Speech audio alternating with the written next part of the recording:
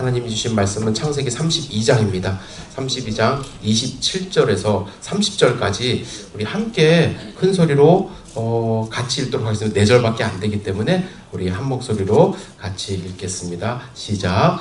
그 사람이 그에게 이르되 내 이름이 무엇이냐? 그가 이르되 야곱이니이다. 그가 이르되 내 이름을 다시는 야곱이라 부를 것이 아니요 이스라엘이라 부를 것이니 이는 내가 하나님과 및 사람들과 겨루어 이기었음이니라. 야곱이 청하여 이르되 당신의 이름을 알려주소서. 그 사람이 이르되 어찌하여 내 이름을 묻느냐 하고 거기서 야곱을 축복한지라. 그러므로 야곱이 그곳 이름을 브니엘이라 하였으니 그가 이르기를 내가 하나님과 대면하여 보았으나 내 생명이 보존되었다 함이로라. 아멘. 우리 앞뒤 좌우에 계신 분들하고 다시 한번 인사했으면 좋겠습니다. 주님의 은혜 함께 누리시길 바랍니다. 같이 인사하시고 자리에 앉으시길 바랍니다.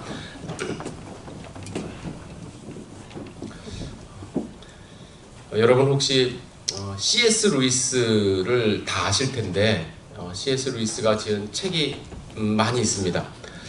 그 책 중에 제가 재미있게 읽었던 책이 스크루테이프의 편지라는 책입니다.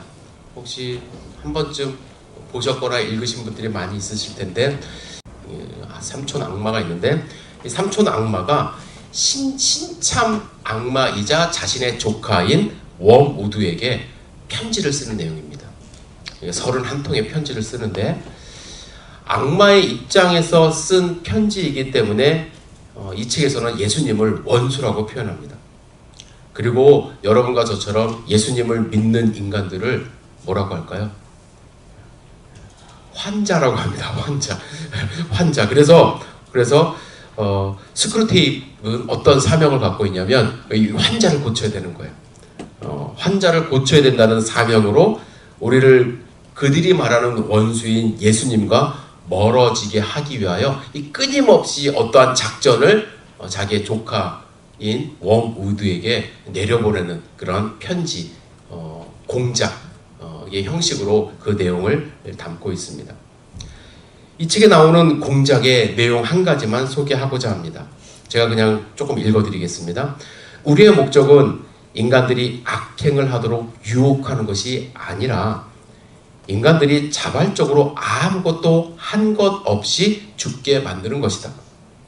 워무드야, 명심해 듣거라.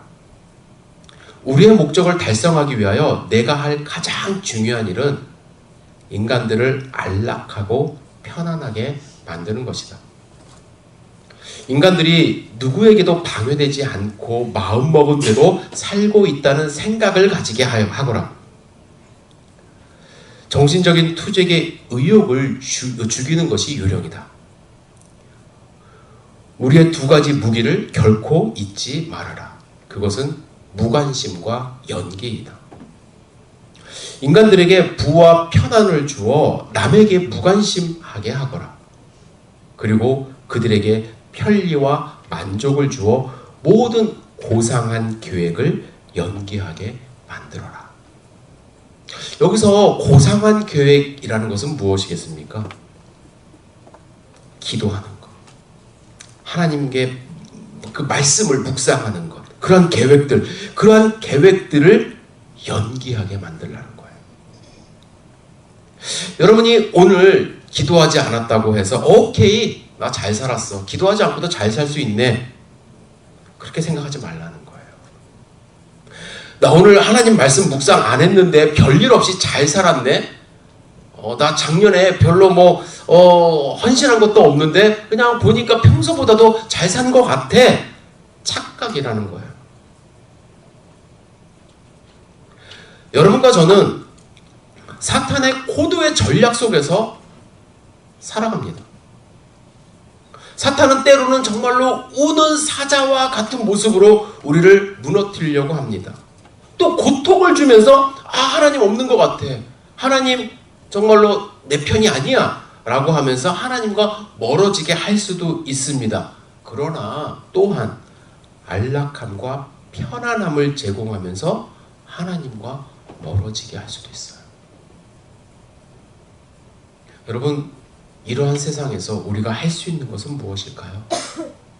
예수님은 마태복음 26장 41절에 시험에 들지 않게 깨어 기도하라고 하셨습니다. 우리는 기도해야 돼요. 긴장하며 기도해야 돼요. 하나님께 매달리며 하루하루 기도하며 살아가야만 합니다. 오늘 본문에 보면 하나님과 밤새 씨름하는 야곱의 모습이 나와요. 야곱의 모습은 우리가 흔히 말하는 그러한 기도하는 모습은 아닙니다. 우리가 시간을 정해서 이렇게 무릎 꿇고 하나님께 기도하는 모습은 아니에요. 하지만 저는 32장을 묵상하면서 야곱을 통해서 우리가 배워야 할 기도의 기본 요소를 우리가 배울 수 있다고 생각을 합니다. 지난주에 아브라함을 통해서 또한 몇 가지를 배웠는데 여러분들 기억나시죠? 기억나실 거예요. 기억나야만 해요. 일주일밖에 안 됐어요. 예, 오늘은 야곱을 통해서 기도하는 자에게 필요한 두 가지 중요한 요인을 함께 생각해 보고자 합니다. 첫 번째, 기도하는 사람은요, 형제와의 관계 회복을 먼저 노력해야만 합니다. 여기서 말하는 형제는 피를 나눈 형제일 뿐만 아니라 공동체 안의 형제일 수 있습니다. 여러분들 야곱을 한번 생각해 보세요. 32장 본문의 내용을 잠깐 말씀을 드리면 야곱이 이제 큰 부자가 되었어요. 그래서 도망자 신세가 아닌 떳떳한 모습으로 아버지의 집에 돌아오는 과정에 있는 그러한 상태입니다. 기분이 얼마나 좋았을까요? 네?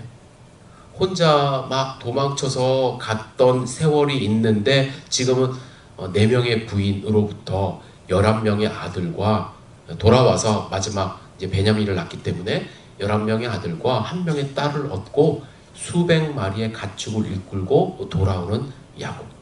어떻게 보면 금이환영하는 그러한 모습이라 할 수 있습니다. 그런데 겉모습은 그럴싸한데요, 이 속에는 풀지 않은 숙제가 있었어요. 풀지 못한 숙제가 있었어요. 형 에서와의 관계 회복입니다. 20년 전에 야곱은 형 에서가 받아야 될 축복을 가로챘죠. 네? 아버지를 눈속여갖고 눈속임으로 가로챘어요. 화가 난 에서의 그 모습을 피해서 외삼촌 라반의 집으로 도망가야만 했습니다. 그 뒤로 이제 20년이 지난 거예요. 아마 이 20년 동안 형 에서와의 관계가 마음속에 늘 걸림돌처럼 남아 있었을 것입니다. 그래서 이 야곱은 형을 좀 피해가고 싶은 그런 마음도 있었을 거예요. 그런데 여러분들이 32장 또 31장을 계속 보시면 야곱은 어떻게 형을 맞이하냐면, 형과 대면하기를 원하냐면 가축을 앞세웁니다. 예물을 보내요. 그리고 가족을 앞세웁니다. 그리고 자신은 맨 뒤에서 이렇게 먼저 가기를 원하고. 근데 어떻게 보면은 이 모습이 되게 비겁한 모습처럼 보여요. 자기만 살겠다는 그런 모습. 하지만 야곱은 알았어요. 결코 이 형을 피해선 살 수 없다. 이 관계로는 계속 지속할 수가 없다는 것을 알았어요. 그리고 하나님께 기도했을 때에 하나님은 야곱에게 야, 너 그럴 필요 없어. 왜 그러냐면 하나님은 아셨거든요. 에서의 마음이 이미 다 풀려 있다는 것을. 뒤에 가시면 에서가 야 무슨 소리냐, 나 그거 신경 안 쓴다, 이런 식으로 나오는데 하나님은 다 알고 있었음에도 불구하고 야곱이 그러한 행동을 말리지 않으셨어요. 왜 그랬냐면 그것은 야곱이 꼭 풀어야 되는 숙제였기 때문에 그렇습니다. 야곱은 에서와 직면해야만 했고 이 관계를 풀어야만 했기 때문에 하나님은 그에게 그러한 행동을 하게 냅두신 거예요. 여러분이 잘 생각하셔야 돼요. 야곱이 이렇게까지 하면서 가축을 앞세우고 뭐 사자를 먼저 보내고 사람을 먼저 보내고 맨 뒤에서 이렇게 해야 했던 이유가 있다는 거예요. 그 이유는 뭐냐면 형제와 깨어진 상태로 하나님 앞에 예배드리고요, 하나님 앞에 기도드리는 것은 가식적일 수밖에 없기 때문에 그래요. 야곱은 성경에 보시면은 하나님께 간구하고 하나님의 인도하심을 받고 오늘 본문에도 보면 하나님의 축복을 받습니다. 그런데 여러분, 기도는 무엇인가요? 기도라는 것은요, 내가 원하는 것을 막론하에 주십시오, 주십시오, 주십시오 하면서 그렇게 요구하는 것이 아니라 관계 속에서 일어나는 대화거든요.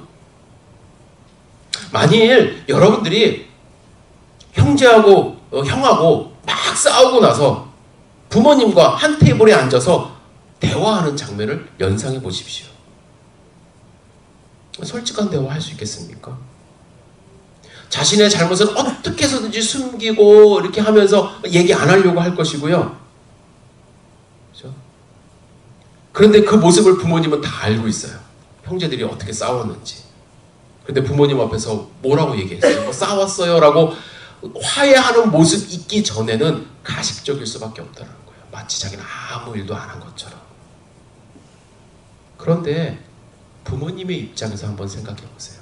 어떤 마음이 들겠는지. 여러분들의 자녀가 여러분들 앞에서 진탕 싸우고 들어온 건 아는데 마치 아무 일도 없었던 것이 같이 밥 먹고 간식 먹고 하면은 얘네들이 나를 지금 무시하나? 그런 생각이 들 거예요. 하나님께 간구는 하면서 형제와의 관계를 위해 노력하지도 않은 채 기도하고 예배 드린다고 한다면 그것을 보시는 하나님의 마음은 어떻겠냐는 거예요. 그래서 마태복음 5장 23절 24절에 예수님도 이렇게 말씀하십니다. 그러므로 예물을 제단에 드리려다가 거기서 내 형제에게 원망 들을 만한 일이 있는 것이 생각이 나거든 더 이상 예배 드리지 말래요.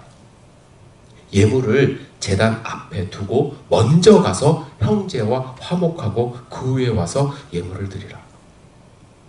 관계 회복의 노력조차도 없이 하나님 앞에 나아가는 것은, 관계 회복을 완벽하게 이루는 것은 그 다음 문제고요. 이러한 노력조차도 없이 하나님 앞에 나아가는 것은 내 자신을 숨기고 하나님 앞에 서는 것이기 때문에 먼저 형제와 화목하려고 노력하라고 말씀하시는 겁니다.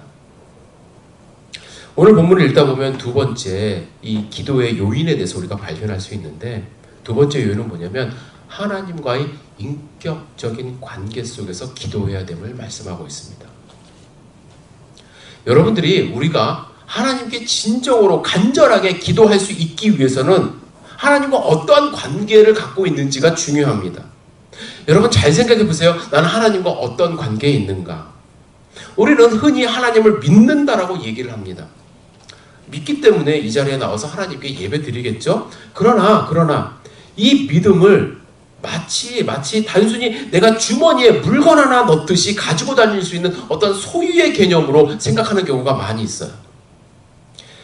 레너드 스윗이라는 사람이 관계의 영성이라는 책에서 이렇게 이야기합니다. 전도자들은 아직도 믿음을 전하고 목사들은 삶의 문제를 고민하는 교인들에게 믿음을 가지라고 권한다. 그러나 믿음의 일상생활 속에서 우리는 믿음의 눈을 잃었다. 더 정확하게 말해 우리는 믿음의 자세보다는 믿음의 시각을 키웠다. 믿음에 대한 이론은 있으나 실천은 없는 것이다. 이 말의 주요한 포인트는 뭐냐면 믿음이 무엇인지는 알고 있지만 믿음의 삶을 살지 못한다는 거예요. 믿음을 가졌다고 말은 하지만 믿음이 무엇인지를 모르면서 사는 경우가 많이 있다는 것입니다. 좀 전에도 말씀드렸듯이 믿음은 소유할 수 있는 물건이나 생각, 관념이 아닙니다. 믿음은 살아계신 하나님과의 만남이에요. 경험입니다. 야곱이 그동안 오랜 시간 살면서 하나님에 대한 믿음이 없었던 것은 아닙니다. 하나님의 살아계심을 알고 있었어요. 믿고 있었어요. 하나님이 복을 주신다는 것을 믿었기 때문에 아버지의 눈을 속이면서 거기서 축복을 받았겠죠. 그리고 하나님과 함께하고 있다고 생각을 했어요. 열심히 일을 함으로써 라반은 야곱을 봤을 때 또한 라반도 외삼촌 라반도 하나님이 함께하고 있구나 라는 것을 라반도 알게 되었어요. 느꼈어요. 그런데 그들이 알고 있었던 하나님은 본인이 직접 경험한 하나님이라기보다는 아버지 이삭의 하나님, 할아버지 아브라함의 하나님, 그들이 들었던 하나님이었어요. 그래서 야곱에게 진정으로 필요했던 것은 아버지의 하나님, 할아버지의 하나님이 아니라 내 자신의 하나님, 내가 직접 관계를 맺고 있는 하나님에 대한 믿음이 필요했던 것입니다. 창세기 32장에 야곱은 한 사람과 밤새 씨름을 합니다. 나중에 밝혀진 것은 그 사람이 바로 하나님이었다는 거예요. 30절에 이렇게 말씀합니다. 내가 하나님과 대면하여 보았으나 내 생명이 보존되었다. 야곱은 밤새 하나님과의 만남이 일어났다는 거예요. 저 멀리 관념 속에 있는 하나님이 아니라 밤새워 씨름하면서 그 존재를 확인하려 했던 야곱에게 그의 이름을 물어보시고 그의 이름을 고쳐주시고 그에게 아픔도 주시고 그에게 회복도 허락하시고 그에게 숨결을 느낄 수 있도록 하시고 관계가 형성될 수 있도록 하나님은 그와 함께 하셨어요. 여러분, 이렇게 하나님과 인격적인 관계를 가지려고 노력하시나요? 엄마 아빠가, 어머니 아버님이 믿었던 그 하나님 나도 믿어 가 아니라 여러분들이 정말로 만나고 관계 속에서, 깊은 관계 속에서 하나님을 믿으시는지 모르겠어요. 인격적인 것과 비인격적인 것, 제가 성경 공부 시간에도 가끔 말씀을 드리는데 그 차이를 분명히 아셔야 돼요. 비인격적이라고 하는 것은 하나님을 기계 취급하는 거예요. 기계가 인격적이지가 않잖아요. 자판기에서 어떻게 합니까? 자판기가, 자동 판매기가 기계잖아요. 내가 필요할 때 가서 돈 넣고 음료수 뽑아 먹듯이 하나님이 계시다고 믿는 사람 가서 그냥 내가 필요할 때만 가서 하나님께 기도하고 응답받고, 하나님을 비인격적인 존재로 만들지 마십시오. 인격적으로 만난다는 것은 상호작용이 있다는 거예요. 대화가 있고 감정 교류가 있고 관계가 형성되는 거예요. 하나님과 대화하면서 하루하루 사셔야 돼요. 야곱은 본문에서 읽어보면 에서와의 관계, 형 에서와의 관계를 회복하려고 먼저 노력을 했고요. 하나님과의 인격적인 관계를 위해서 노력을 했어요. 그렇다면 그 노력은 어떻게 해서 이루어졌는지 잠시 살펴보도록 하겠습니다. 먼저 에서와의 관계 회복을 위해서 야곱이 했던 행동이 있어요. 에서를 높여주는 거예요. 에서를 당연히 형이지만 높여줬어요. 그리고 자신을 낮췄어요. 관계 회복의 가장 중요한 요소는 뭐냐면 내가 낮아지는 거예요. 본문에서 보면은요, 형을 형이라고 안 불러요. 뭐라고 부르냐면 주라고 불러요. 주. 좀 과도한 호칭일 수 있어요. 주라는 호칭은 신하가 군주에게, 노예가 그 주인에게 부르는 그런 호칭이기 때문에 그렇습니다. 실제로 야곱이 형을 만났을 때 이렇게 표현합니다. 내 형님의 얼굴을 배운 즉 하나님의 얼굴을 본 것 같습니다. 야, 이렇게까지 해야 되나? 네? 이렇게까지 해야 되나라는 좀 비굴하다는 생각까지도 들 정도입니다. 또 야곱의 태도가 어느 정도까지 낮아졌냐면요, 개역 개정 성경, 우리가 읽는 성경에는 은혜를 받기를 원한다는 표현이 나와요. 은혜 받기를 원한다. 은혜라고 하면 영어로는 그레이스 아닙니까? 그런데 이제 원문 히브리어로 이렇게 보면은 은혜라는 단어는 나오지 않고요, 원문을 직역해서 보면은 뭐라고 이제 우리가 번역할 수 있냐면 당신의 눈에서 온화한 친근한 빛을 구할 뿐입니다. 형한테. 야곱도요, 한가닥 해요. 야곱도 밑에 부리는 하인들도 많고, 그죠? 가축도 많고 갑부가 돼서 돌아왔어요. 그런데 관계 회복하기 위해서는 어쩔 수 없어요. 낮아져야 돼요. 눈길만이라도 나에게 부드럽게 해주기를 원한다는 마음을 표현합니다. 야곱은 지금 밧단 아람으로 다시 돌아갈 수도 없잖아요. 그렇다고 형하고 맞붙어 싸울 수도 없잖아요. 자기가 잘못한 게 있는데 오로지 구할 것은 에서의 은혜예요. 이 상황에서 야곱이 낮아지는 방법밖에 없습니다. 그리고 구할 것은 에서의 용서, 은혜예요. 우리도 그렇습니다. 우리가 관계가 회복돼야 될 사람이 있다고 한다면, 그리고 특별히 깨어진 관계의 원인이 나에게 있다고 한다면 스스로 낮아질 필요가 있습니다. 안 그러면 관계 회복이 안 돼요. 물론 하나님은 아까도 말씀드렸듯이 에서의 마음을 이미 녹여주셨어요. 네가 왜 이러느냐, 너 그럴 필요 없다. 에서가 다 마음이 녹아 있었어요. 그럼에도 불구하고 하나님은 야곱이 그런 모습을 취하도록 인도하셨어요. 성 어거스틴이 이렇게 말합니다. 천사들을 악마로 바꾼 것은 교만이었고 사람들을 천사로 만드는 것은 겸손이다. 야곱이 형을 이기려 했을 때 그는 악마가 되었어요. 관계가 깨져버렸습니다. 문제를 만드는 사람, 갈등의 원인을 제공한 사람이 되었습니다. 그렇다고 한다면 이 관계를 회복할 수 있는 첫 번째 단계는 내가 낮아짐으로써 상대를 높이는 경우밖에 없습니다. 예수님은 아무 잘못도 없으시잖아요. 예수님이 뭘 잘못하셨나요? 그런데도 낮아지셨어요. 더 낮아지셨어요. 제자들의 발까지 씻는 종의 모습으로. 예수님은 용서를 구할 것이 없는 분인데도 불구하고 낮아지셨다고 한다면 우리도 낮아져야죠. 예수님도 제자들에게, 우리에게 부탁하셨습니다. 내가 섬기듯이 섬겨라. 예수님을 닮고자 하는 마음이 우리에게 조금이라도 있다고 한다면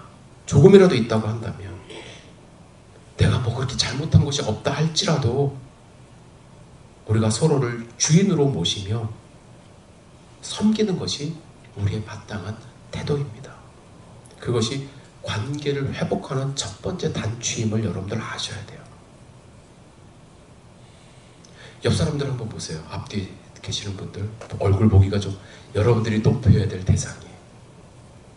서로 높이시기를 주님의 이름으로 축복합니다. 그래야 더 기도가 잘 돼요. 우리가 야곱에게 배워야 될 또 한 가지는 하나님과의 관계 형성 모습입니다.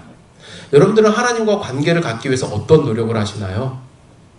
하나님을 만나기 위해서, 하나님이 주시는 이 축복을 받기 위해서, 하나님과 대화하기 위해서 어떤 노력을 지금 하고 계시나요?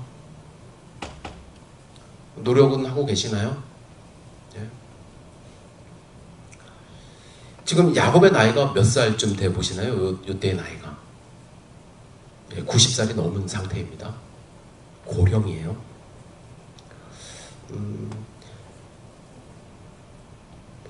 야곱은 그 만난 사람을 통해서요, 축복을 받기 위해서, 그 기회를 놓치지 않기 위해서 그 고령의 나이에 끝까지 그를 붙들고 밤새 씨름해요.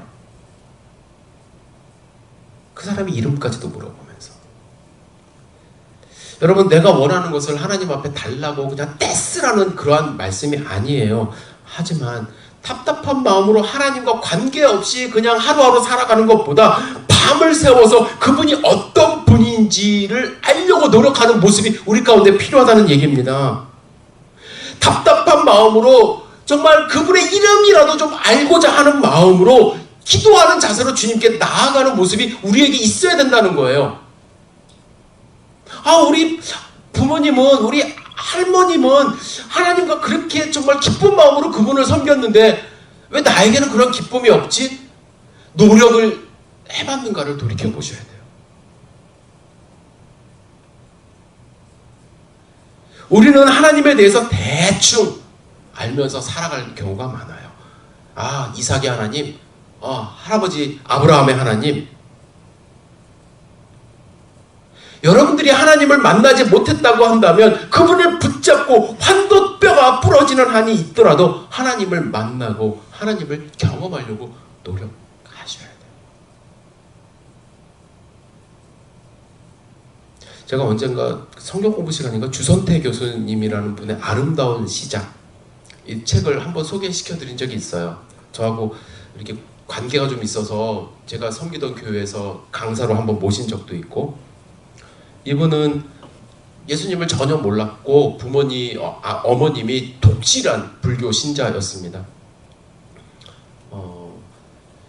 그러던 교수님이 안식년으로 미국에 와서 90년대였던 것 같아요. 하나님의 은혜를 경험합니다. 책에 자세히 나오는데 제가 소개하려고 하는 이유는 뭐냐면 그분이 어떻게 씨름했는가를 알고 싶어서, 하나님을 만나고 싶어서 얼마나 씨름했는지를 잠깐 그래서 소개해드리고 싶어요.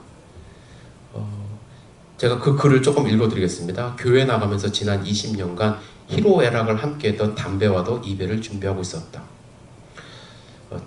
글이 재밌어요. 읽어보시면 갑자기 헤어지면 충격이 클까봐, 이게 담배를 얘기하는 거예요. 그 녀석과 만나는 횟수를 점차로 줄이고 있었고 드디어 하루에 5회까지 줄였는데 그 엄청난 열병으로 인해 온 밤을 그 녀석과 함께했다. 그 배경을 말씀드리면 여기서 열병은 뭐냐면 하나님을 만나고 싶은 그 열정이에요. 그 열정으로 인해서 담배 피면서 하나님과 만나고 싶었다는 거예요. 일주일 내내 새벽녘에 자리에서 일어나다가 핑 도는 것을 느끼고 이러다가 죽으면 순교인가 개줄민가 생각까지 했다. 다음 주 새생명관에 등록하고 물어봐야겠다.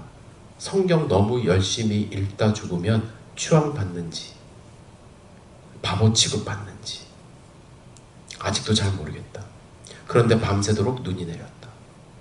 창밖에 쌓이는 눈을 보면서 성경을 읽다가 4시 30분쯤 잠이 들었다. 30분만 더 버텼으면 교회에 갈 수 있었는데 그만 잠이 들어버린 것이다. 다시 밤새 성경을 읽다가 정각 5시에 교회에 가기로 굳게 결심했는데 또 정확히 4시 30분경에 잠이 들었다.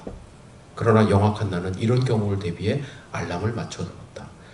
잠결에 귀가 찢어져라 알람이 울려대는 것을 들었다. 그러나 나는 어찌할 수 없는 어떤 힘이 나를 누르는 것을 느꼈다. 마치 브니엘에서 야곱이 밤새도록 씨름한 그 사람에게 새벽녘에 환도뼈를 강타당했을 때 이것은 사람의 손길이 아니다라고 느낀 것처럼 나도 하나님이 나를 누르고 있다고 느꼈다. 그래서 또 그냥 잤다. 재밌습니다. 저는 이 글을 소개해드린 이유는 뭐냐면 이러한 노력 우리가 하냐는 거예요. 한 번쯤 정말 내가 하나님을 만나고 싶어서 이렇게 열병을 앓듯이 하나님을 알고 싶어서 우리가 정말 간절하게 기도해보고 말씀 읽어보고 이것이 그런가 하여 매일 묵상해보고 했냐는 거죠.